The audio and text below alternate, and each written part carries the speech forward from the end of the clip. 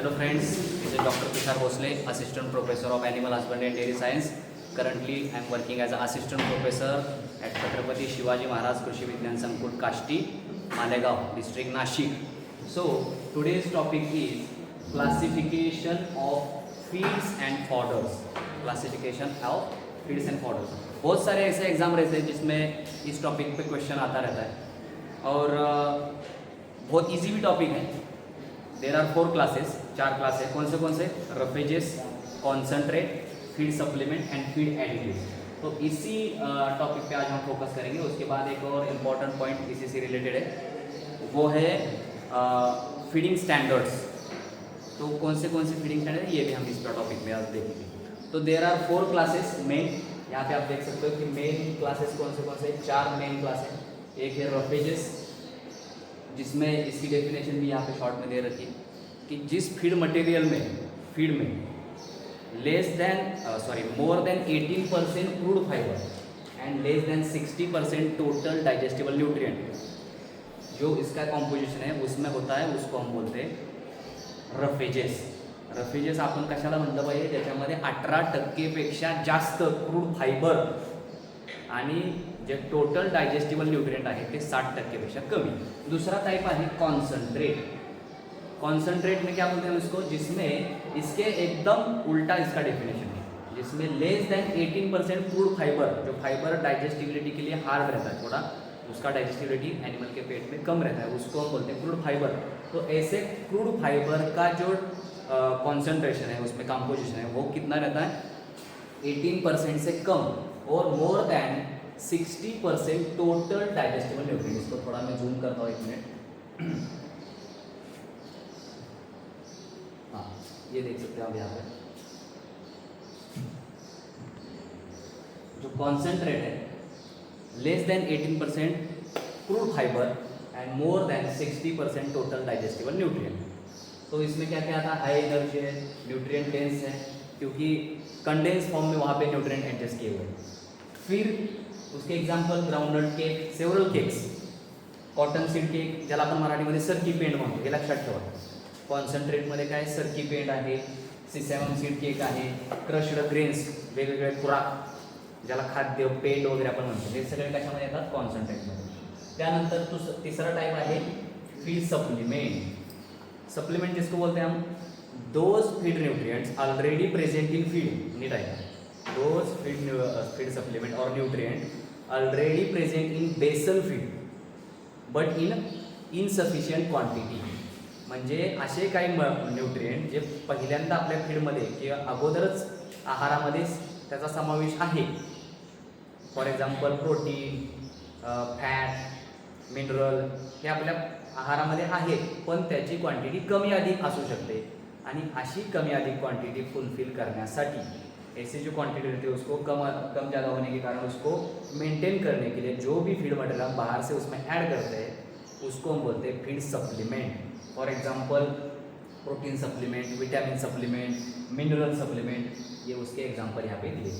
Then last type that is feed additives. यहाँ पे आप देख सकते हो फीड एडिटिव्स, और यहाँ पे लिख भी रखा है non nutritive substance. Feed additive किसे बोलते हैं, जो एक्चुअल में नॉन न्यूट्रिटिव सब्सटेंस है, जहाँ से हमें एनर्जी नहीं मिलती, लेकिन इसको ऐड करने के बाद जो फीड रहता है उसकी इफिशियंसी बढ़ती है. उसकी क्या बढ़ती है, क्वालिटी, पैलेटेबिलिटी, टेस्ट, या फिर उसकी डायजेस्टिबिलिटी बढ़ती है. तो उसकी कार्यक्षमता, म्हणजे असं काही मटेरियल जे फीडमध्ये टाकल्यानंतर ज्याची कार्यक्षमता वाढेल, त्याची क्वालिटी वाढेल किंवा त्याची चव बदलेल, त्याला म्हणायचं फीड ॲडिटिव्ह. हे झाले 4 टाईप. अजून एक 5वा टाईप पण लिहितात काही विद्यार्थी की स्पेशल फीड म्हणतात. देर 5th type of the 5th class भी बोल सकते हैं उसको, जिसको बोलते हैं स्पेशल फीड. उसमें आता है UMMB, मतलब यूरिया मोलेसेस मिनरल ब्लॉक. क्या बोलते हैं उसको, UMMB. देखो एक 5वां टाइप यहाँ पे आप देख सकते हो, UMMB मतलब यूरिया मोलेसेस मिनरल ब्लॉक. एक टाइप है यूरोमोल भी बोल सकते हो, यूरोमोल, यूरोमीन भी रहता है. अब इसका मतलब क्या है, यूरोमोल मतलब urea and molasses, urea and molasses. यूरोमीन मतलब यूरिया एंड मिनरल, हे पण तुम्ही लिहून घ्या. तर हे 5वा टाईप म्हणून पण लिहितात, स्पेशल फीड म्हणून. त्यानंतर आता पुढचा पॉईंट आहे याच्यामध्ये बघा, याची डेफिनेशन मगाशी मी तुम्हाला सांगितलं. Those feed material contain more than 18% crude fibre and less than 60% total digestible nutrient. For example green मेज, ट्री फॉडर्स, पास्चर, सायलेज, बल्की फीड. तर हे जे रफेजेस आहेत हे कसे असतात, बल्की फीड असतात. बल्की फीड म्हणजे ज्याची डायजेस्टिबिलिटी थोडी कमी असते. का तर त्याच्यामध्ये क्रूड फायबर 18% जास्त आहे. मग त्याच्यामध्ये सायलेज आहे, हिरवा चारा आहे, ग्रीन मेज आहे, बरसीन, लसूण घास, ल्यूसन, ये सब जो है ये रफेजेस में आहे. फिर concentrate, several types of cakes. Cakes म्हणजे कुठले, खाण्याचे केक, बर्थडे केक नाही, सरकी पेंड, कॉटन सीड केक, हां सरकी पेंड म्हणजे ग्राउंडनट सीड केक, शेंगाची पेंड, या सगळ्या गोष्टी ज्या आहेत कॉन्सन्ट्रेटमध्ये येतात. खुराक, ये सब चीज़ें जो है कॉन्सन्ट्रेट में आती है. फीड सप्लीमेंट, जिसका डेफिनेशन मैंने अभी बताया. Feed supplement are nutrient added to basal feed. ये वर्ड बहुत important. Basal feed to supply essential element that are already present in the feed but in inadequate quantities, correcting nutritional deficiencies and enhancing overall wellness. इसका example क्या है, vitamin supplement, रोविमिक्स, विटा blend, एरोविन etcetera. Protein supplement, जैसे आप अगर gym जाओगे तो क्या करते हो, सबसे पहले प्रोटीन का डिब्बा खरीद के लाते हो, है ना, जिम लगाने के बाद. क्यों, घर पे प्रोटीन नहीं मिलता आपको खाने से, मिलता है लेकिन कम क्वांटिटी में मिलता है, इनसफिशिएंट क्वांटिटी में मिलता है. तो आप क्या करते हो, एक्स्ट्रा प्रोटीन लेने की ज़रूरत है आपको, है ना. तो वे प्रोटीन और सेवरल क्या पता नहीं क्रिएटिन वगैरह क्या क्या है, और है ना. तो ये प्रोटीन क्या डब्बा लेके आते हो और उसको ऐड करके जिम करने के बाद उसको पीते हो, खाते हो. क्यों, क्योंकि हमारे शरीर को जो क्या है, बॉडी को और प्रोटीन की ज़रूरत है ना. तो इस प्रकार से ये आ गया फीड सप्लीमेंट में, जो कि हमें रेगुलर खाना जब हम खाते हैं तो उसमें भी प्रोटीन मिलता है, फाइबर मिलता है, न्यूट्रिएंट मिलता है, बाकी जो मिनरल वगैरह मिलता है, लेकिन कम क्वांटिटी में. अगर उसकी कम ज़्यादा क्वांटिटी है तो वहाँ पे फुलफिल करने के लिए जो भी बाहर से ऐड करते हैं उसको हम बोलते हैं फीड सप्लीमेंट.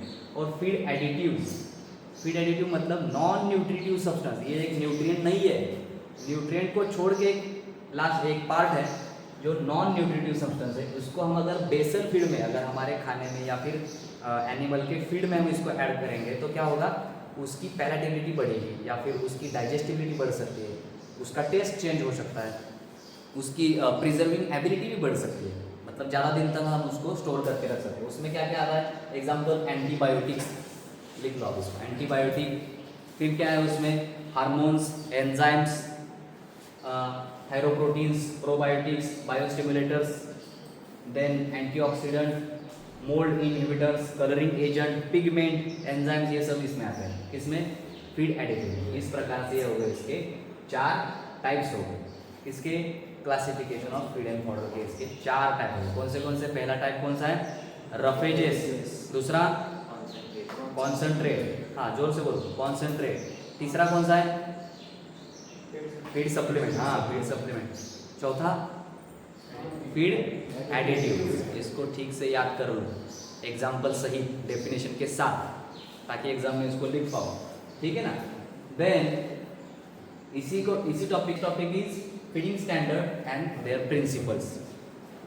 फीडिंग स्टैंडर्ड किस लिए बनाए थे, कि एनिमल की जो नीड है उस हिसाब से उसको फीडिंग करने के लिए सेवरल फीडिंग स्टैंडर्ड बनाए गए थे. मतलब अगर एनिमल एक मिल्क प्रोडक्शन स्टेट में है तो मिल्क प्रोडक्शन के लिए किस टाइप का फीड देना चाहिए. एनिमल प्रेग्नेंट है तो प्रेग्नेंट एनिमल के लिए किस टाइप का फीड देना चाहिए. या फिर अगर ग्रोइंग काफ्स मतलब बछड़ा है, छोटा बच्चा है एनिमल, तो उसको किस टाइप का फीड देना चाहिए. इस प्रकार से फीडिंग स्टैंडर्ड जो है डिज़ाइन किया. तो there are several types of feeding standards. आप यहाँ पे हिस्टोरिकल बैकग्राउंड भी देख सकते हो. Comparative evaluation of Thaer's hay values और starch equivalents, that is total digestible nutrient. TDN का फुल फॉर्म क्या है, total digestible nutrient. And modern metabolisable energy protein systems. Then mathematical partitioning of nutrient, demand, pregnancy and production components et cetera. Then Indian feeding standard. ये सब feeding standard के types. अभी evaluation of feeding standard, ये diagram आप देख सकते हैं यहाँ पे की फिडिंग स्टँडर्ड में चेंजेस कैसे कैसे हुए, कशा पद्धतीनं फिडिंग स्टँडर्ड बनत गेले. फिडिंग स्टँडर्ड म्हणजे काय सांगितलं तुम्हाला की ॲनिमल्सला फीड करण्यासाठी, ॲनिमल्सला खाद्य देण्यासाठी कुठल्या स्टेजमध्ये कुठल्या एज ग्रुपमध्ये ॲनिमल आहे, त्याच्या शरीराची काय कंडिशन आहे, त्याला आपण बॉडी कंडिशनिंग स्कोर पण म्हणतो BCS. तर त्याच्यानुसार सुद्धा ॲनिमलला फिडिंग करणे. विनाकारण एखादा ॲनिमल खूपच हेल्दी आहे, ओव्हर कंडिशनिंग झालेलं आहे, त्याला आपण काय म्हणतो बघा बॉडी कंडिशनिंग. बघा इथे लक्ष द्या, इथं दिलेलं आहे व्हाईट बोर्ड येत नाही वाटतं याच्यामध्ये, डायरेक्ट पेन दिले. Body conditioning score. एखादा ॲनिमल हे जे आहे ते साधारणतः 5च्या स्केलवर हे साधारणतः ॲनिमलला काय केलं जातं, बॉडी कंडिशनिंग स्कोर दिला जातो. 2.5 ते 3च्या दरम्यान असेल तर तो ॲनिमल मेंटेन आहे, गुड कंडिशनिंग ह्याच्यामध्ये गुड हेल्थ कंडिशनमध्ये आहे असं आपण त्याला म्हणतात. 2.5 to 3% is the good body conditioning score of the animal. Generally considered it is best. 4% और 5% इज ओव्हर कंडिशनिंग, म्हणजे ॲनिमल जास्त जाड आहे आणि 2.5च्या खाली 2.5च्या जर खाली आला, 2.5 के नीचे अगर उसका स्कोर आता है BCS का, तो क्या होता है, एनिमल अंडर डेवलप है या फिर अंडर कंडीशनिंग. उसमें क्या है, बॉडी वेट की मात्रा मतलब कम है या फिर उसकी बोन्स दिख रहे हैं, हड्डी दिख रही है, तो एनिमल क्या है, अंडर कंडीशनिंग, उसको फीडिंग अच्छी तरह से नहीं किया है. तो इसीलिए हम क्या करते हैं, ये फीडिंग स्टैंडर्ड का यूज़ कर सकते हैं.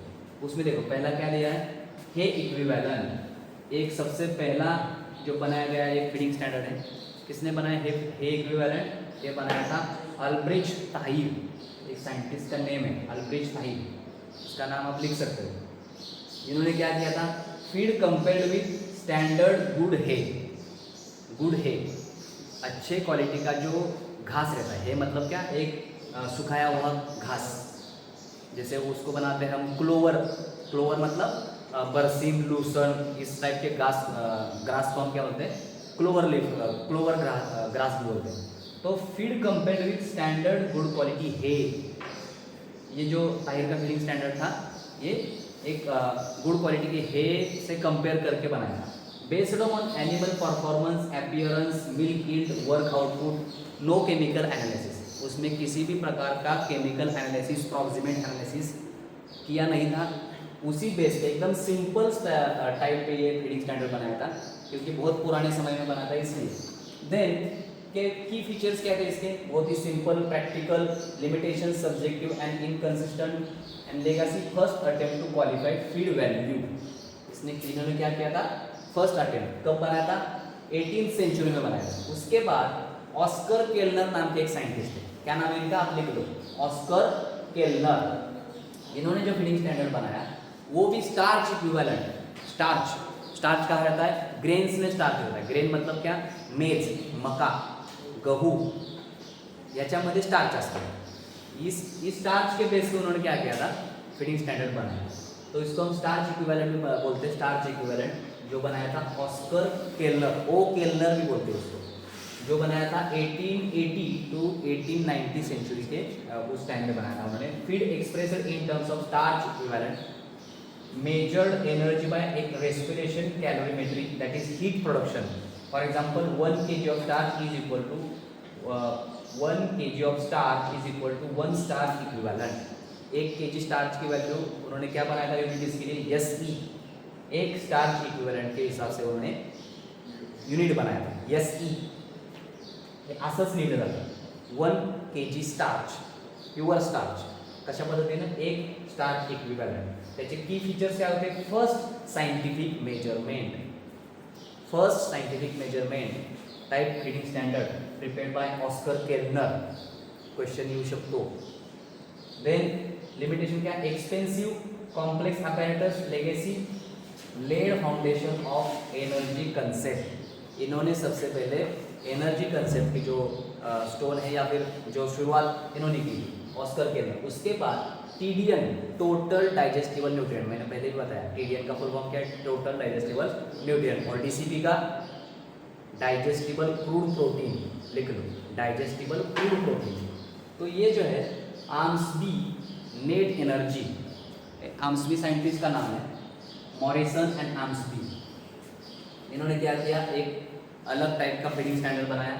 उसमें क्या किया, based on digestibility of nutrient, मतलब वो जो अगर किसी फीड को अगर फीड किया जा रहा है एनिमल को, तो उसकी डाइजेस्टिबिलिटी चेक करके उसके बेसिस पे फीडिंग स्टैंडर्ड बनाया।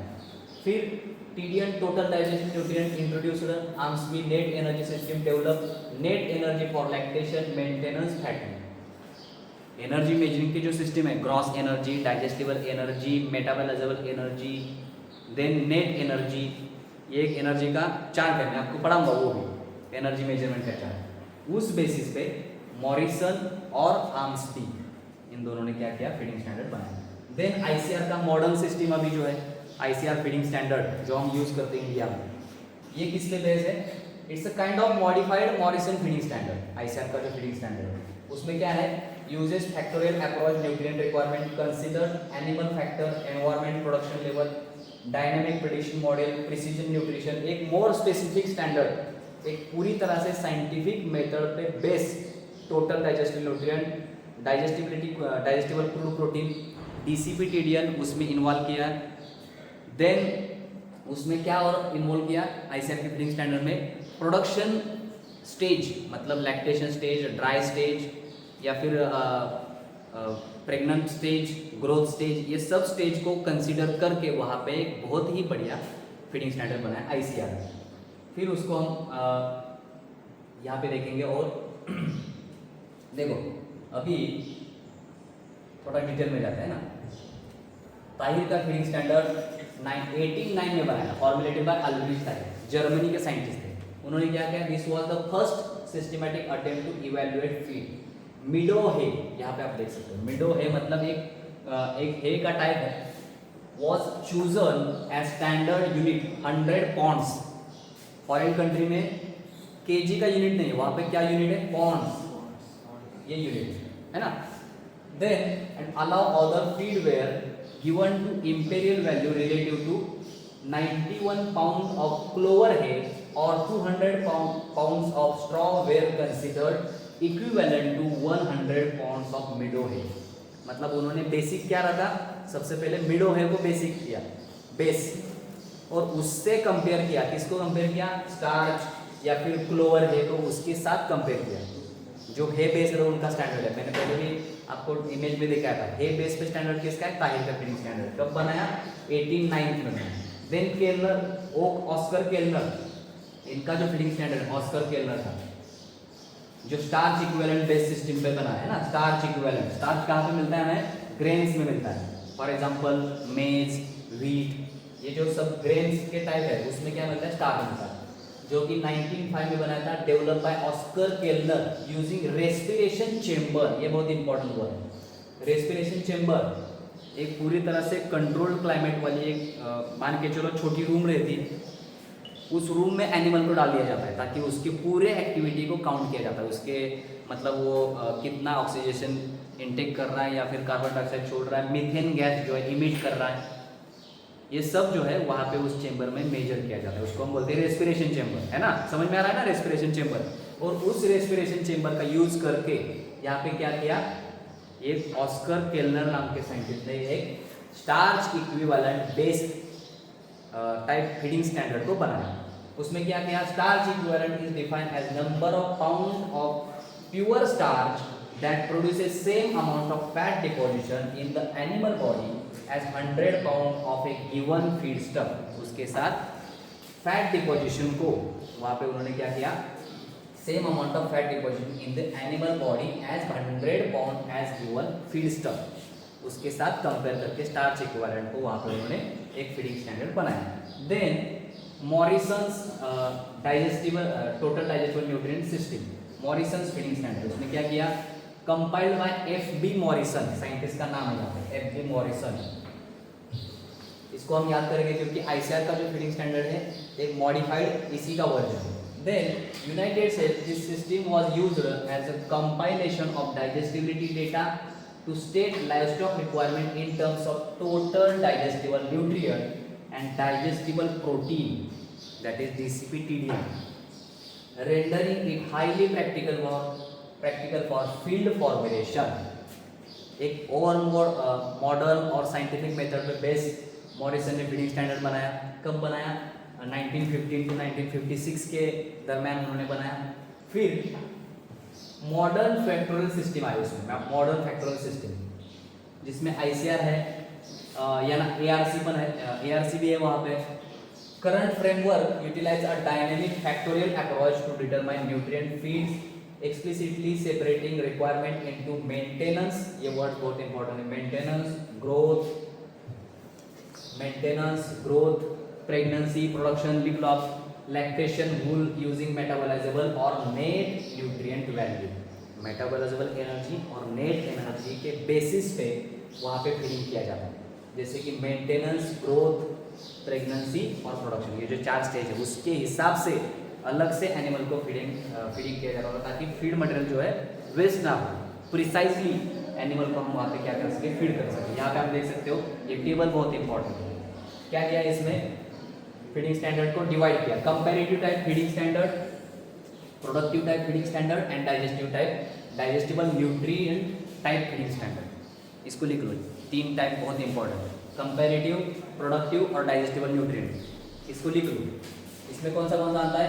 स्कैंडिनेवियन फीडिंग स्टैंडर्ड, जो कि किसने बनाया था? काहिर ने, स्कैंडिनेवियन फीडिंग स्टैंडर्ड। उसके बाद ऑस्कर केलनर फीडिंग स्टैंडर्ड आता है, आर्म्सबी फीडिंग स्टैंडर्ड आता है प्रोडक्टिव टाइप में, कंपैरेटिव टाइप में आता है Scandinavian feeding standard. Then digestible nutrient type feeding standard Wolf Lehmann, उसमें आता है Wolf Lehmann feeding standard. Then Wolf standard, Morrison feeding standard, also known as modified Wolf Lehman standard. ये किस में आता है?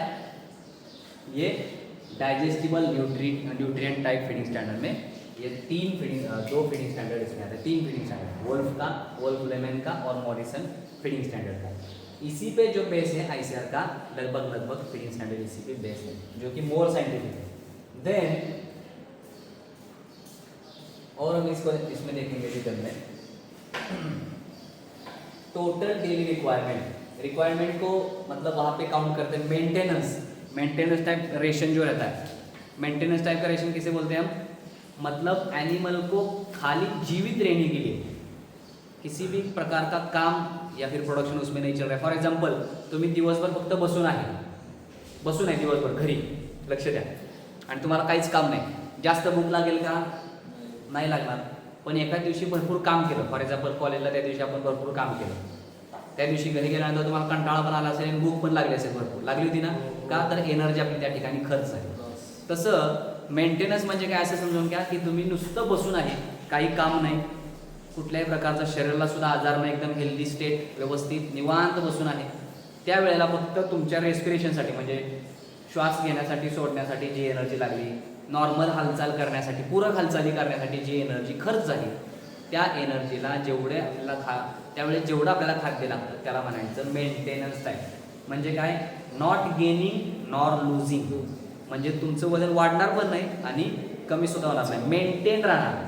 काय राहणार? मेंटेन, त्याला म्हणायचं मेंटेनन्स टाईप रेशन किंवा मेंटेनन्स टाईप रेशन। त्यानंतर जे प्रोडक्शन टाईप कशाला म्हणतो? प्रोडक्शन टाईप म्हणजे तुम्हाला एखादं वर्क करायचं, हेवी काम करायचे, काहीतरी साफसफाई करायची, किंवा आता प्लांटेशन प्रोग्राम आपण ट्री प्लांटिंग केलं, तिथं जायचे खड्डे वगैरे खांदायला, त्या ठिकाणी तुम्हाला भरपूर एनर्जी लागणार। प्रोडक्शन, तिथं तुमचे कामाचे काहीतरी खर्च होणार एनर्जी, मग त्यावेळेस जे रेशन लागतं त्याला म्हणायचं प्रोडक्शन टाईप। तसं ॲनिमलचं सुद्धा सेम आहे, जेव्हा ॲनिमल वर्किंग स्टेजमध्ये आहे, मिल्क प्रोडक्शन चालू आहे, किंवा कोंबड्यांमध्ये एग प्रोडक्शन चालू आहे, कोंबड्यांचा इथे उल्लेख केला जात नाही पण ॲनिमलचा, कारण जे रुमिनंट आहेत त्यांचा फक्त उल्लेख केला जातो। तर मिल्क प्रोडक्शन चालू असताना जे रेशन त्यांना दिलं जातं त्याला म्हणायचं लॅक्टेशन रेशन, म्हणजेच प्रोडक्शन टाईप रेशन। अशा प्रकारचे रेशनचा या ठिकाणी उल्लेख केला जातो। आता total daily nutrient demand, maintenance, growth, pregnancy आणि लॅक्टेशन, याच्यामध्ये काय काय केलं जातं? मेंटेनन्समध्ये बेसल मेटाबॉलिझम, आत्ताच सांगितलं, एनर्जी फॉर व्हायटल्स ऑर्गन्स, त्यानंतर एंडोजिनस युरिनरी लॉस, फक्त तुमची जी काय फिकल मॅटर हे करण्यासाठी, बाहेर टाकण्यासाठी शरीरात जेवढी एनर्जी लागते त्यासाठी, urea, other non protein nitrogenous substance. Then metabolic faecal loss, आता सांगितलं, स्किन सेल, डायजेस्टिव्ह ज्युसेस। ग्रोथमध्ये काय काय येतं? तर for increase in body weight and size, growth ration जे ग्रोइंग काल्स में दिलं जातं. जो भी छोटे काफ्स है, ग्रोइंग काफ्स छोटे, उनके लिए क्या दिया जाता है, ये ग्रोथ रेशन दिया जाता है. Tissue protein, tissue ash, retained lipid etcetera. Then next is pregnancy ration. Pregnancy ration क्या है वहाँ पे, फॉर डेव्हलपमेंट और डेव्हलपमेंट ऑफ कन्सेप्टस. कन्सेप्टस का मतलब काय आहे, जो पण ॲनिमलच्या पोटामध्ये गर्भ वाढतो त्याला आपण काय म्हणतो, conceptus. And supporting tissue, foetal accretion, then uterine growth, then placenta and fluid, and the last one is lactation type nutrient requirement for milk production composition, for example milk yield, milk fat percentage, milk protein percentage etc. इस type के जो है total daily nutrient demand के यहाँ पे जो है classify कर दिया. देन मेंटेनेंस रिक्वायरमेंट यहाँ पे दिया. Maintenance is defined as state where the animal is in net nutrient equilibrium, neither gaining nor losing. मैंने अभी बताया, नॉट गेनिंग नॉट लूजिंग, बढ़ भी नहीं रहा और वहाँ पे घट भी नहीं रहा. Body weight as it is रह रहा है, यहाँ पे बॉडी की कंडीशन उसी स्टेज में कायम रह रही है, उसको हम बोलेंगे maintenance type. Performing no external work, कुछ भी काम नहीं, खाली पड़े रहो. Then yielding no production output, वहाँ पे कुछ भी काम नहीं कर रहे, खाली पड़े रहे, उसको हम बोलेंगे मेंटेनेंस टाइप. या और मेंटेनेंस रिक्वायरमेंट उसमें क्या रहता है, बेसल और fasting metabolism, the minimum energy required to sustain, खाली जीवित रहने के लिए, sustain vital life processes, for example respiration, cardiac contraction, cellular ion transport, measured when the animal is in thermoneutral environment. Metabolic body size ये भी उसमें आता है. Then endogenous urinary nitrogen, metabolic faecal nitrogen. फिर आता है ग्रोथ, सेकंड टाइप. अभी lecture खत्म होने वाला है. Growth represent the deposition of true structural tissue, mass that is protein matrix and bone along with adipose tissue reserve the requirement per unit of gain increase as the animal mature because of the proportion of fat deposition increases the relative to lean muscle tissue. Growth का एक यहाँ पे requirement है. जैसे आप अभी growth stage में है ना, बढ़ रहे हो ना, वाढतंय ना शरीर तुमचं, का त्या स्टेज मध्ये नाही वाढतंय ना. तुम्हाला सध्या कुठलं रेशन दिलं पाहिजे, ग्रोथ रिक्वायरमेंट तुम्हाला दिली पाहिजे, बरोबर ना. प्रोडक्शन नाही का, काम नाही करत काहीच, अभ्यासच करत नाही, बरोबर है. तो ग्रोथ रिक्वायरमेंट के लिए यहाँ पे क्या करना है हमें, वहाँ पे इस टाइप का रेशन देना. प्रेगनेंसी रिक्वायरमेंट न्यूट्रिएंट, एनिमल्स में जो भी एनिमल मैच्योर होने के बाद प्रेगनेंसी रिक्वायरमेंट जो भी है, nutrient demand for pregnancy remain low during the first 2 trimester. However, the requirement increases exponentially during the final trimester, that is last 2 to 3 months in cattle, when over 70 to 80% of total fetal skeletal and soft tissue mass is deposited. Standard at a dynamic pregnancy increment to protect the dam against the excessive body tissue metabolization. इसका मतलब क्या है, मतलब जब animal pregnant हो जाता है, for example काऊ का प्रेगनेंसी का लेंथ कितने दिनों का है, what is the pregnancy period of cow, 9 months 9 days. For example 280 days मान के चलो, 280 दिवस. इन 280 days फॉर एग्जाम्पल अगर हम उसका इस प्रकार से अगर ग्रोथ काफ बना, हाँ एक ये यहाँ पे कर्व है, कर्व ऐसे मान के चलो, यहाँ पे क्या हुआ, ऐसे मान के चलो कंसेप्शन, गर्भधारणा, कंसेप्शन, यहाँ पे एनिमल इस दिन से प्रेग्नेंट हुआ, 1 तारीख महीने के, ऐसे पकड़ लो. फिर वहाँ से क्या होगा, जो उसके पेट में जो भी काफ है, काफ मतलब वासु, काफ जो है उसकी डे बाय डे ग्रोथ होगी.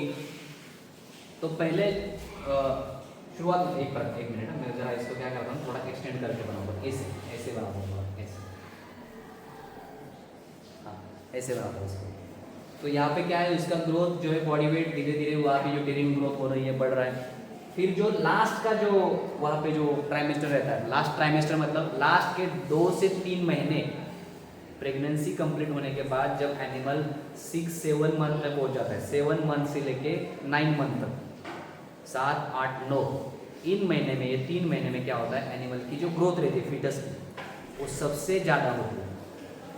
सबसे ज़्यादा मतलब वहाँ पे जो एनिमल की ग्रोथ होती है वो 60 to 80% लास्ट 3 महीने में एनिमल बढ़ता है, क्योंकि उसकी tissue growth, skeletal growth, bones, वो सब जो है वहाँ पे लास्ट के 3 महीने में बढ़ता है. शुरू का जो पीरियड रहता है 6 महीने वाला, उसमें इतना ग्रोथ नहीं होती, इतना ग्रोथ वहाँ पे नहीं होती, लेकिन लास्ट के पीरियड में जो है वहाँ पे ग्रोथ होती है। तो उसके लिए हम क्या करते हैं एनिमल को वहाँ पे लास्ट के 3 महीने में चैलेंज फीडिंग, मतलब एक्स्ट्रा उसकी केयर करते हैं। वहाँ पे चैलेंज फीडिंग नामक एक कंसेप्ट है, लिख लो challenge feeding word. Challenge feeding कराते हैं एनिमल को, मतलब एक्स्ट्रा उसके लिए क्या करते हैं, खाना देते, एक्स्ट्रा फीड देते, एक्स्ट्रा केयर करते। उस प्रकार से वहाँ पे जो है ग्रोथ होती है। फिर नेक्स्ट है lactation requirement. Lactation requirement are determined by the volume of milk produced daily and the precise chemical composition of that milk. ये इसके लिए हम क्या करते हैं, मिल्क का केमिकल कंपोजिशन चेक करते हैं। फैट करेक्टेड मिल्क यहाँ पे देखें, सॉलिड करेक्टेड मिल्क और fat corrected milk, because milk sample worry in energy density based on their fat content. Yield are mathematically standardized of a baseline of 4% fat, that is 4% fat corrected milk using Gaines formula, Gainers formula. अब आप Gaines formula में इसमें देख लो कि fat corrected milk yield के base पे lactation ration दिया जाता है। ऐसे क्यों? अगर किसी एनिमल के दूध में फैट की मात्रा लो है, फैट कम है, तो वहाँ पे हम क्या करेंगे, उसको इस प्रकार का रेशन देंगे की उसके दूध की फॅट की मात्रा बढ़ जाए। म्हणजे एखाद्या ॲनिमलच्या दुधामध्ये जर फॅट कमी असेल तर आपण त्याला असं रेशन दिलं पाहिजे की त्याची फॅटची लेवल काय होईल, वाढेल, बरोबर। त्यासाठी हे जे आहे त्या ठिकाणी आपल्याला शिकायचं आहे। अशा पद्धतीनं आपला जो हा टॉपिक होता महत्त्वाचा या ठिकाणी संपलेला आहे। Classification of feed and fodder and types of feeding standards. आता नेक्स्ट लेक्चरमध्ये आपण एनर्जी मेजरमेंट की मेटाबॉलिझेबल एनर्जी आहे, ग्रॉस एनर्जी, डायजेस्टिबल एनर्जी, हे जे टाईप आहेत ते त्याच्यामध्ये आपण शिकणार आहोत। ओके, धन्यवाद।